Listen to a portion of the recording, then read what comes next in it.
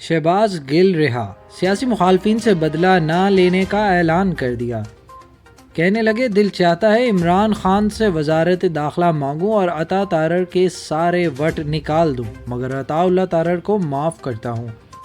گزشتہ روز مسلح گارڈ کے ساتھ پولنگ اسٹیشن میں داخلے کے الزام میں گرفتار پی ٹی آئی رہنما شہباز گل کو رات گئے رہا کر دیا گیا۔ شہباز گل کو عدالتی حکم پر رہا کر دیا گیا۔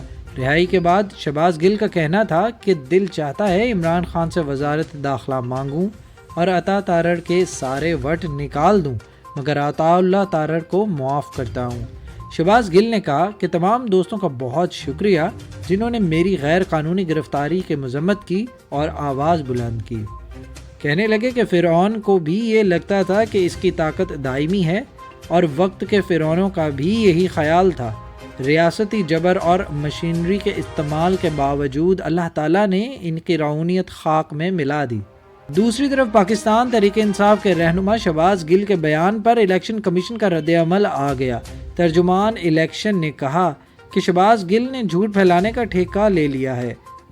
مظفر گڑھ کے حلقہ پی پی 272 پولنگ اسٹیشن نمبر 46 میں پی ٹی آئی کے ایجنٹ موجود ہیں۔ ریٹرننگ آفیسر نے دونوں سے فون پر رابطہ کر کے کنفرم کیا ہے، غلط خبریں نہ پھیلائیں، لیڈرز گمراہ نہیں کرتے بلکہ راستہ دکھاتے ہیں، عوام بھی افواہوں پر یقین نہ کرے۔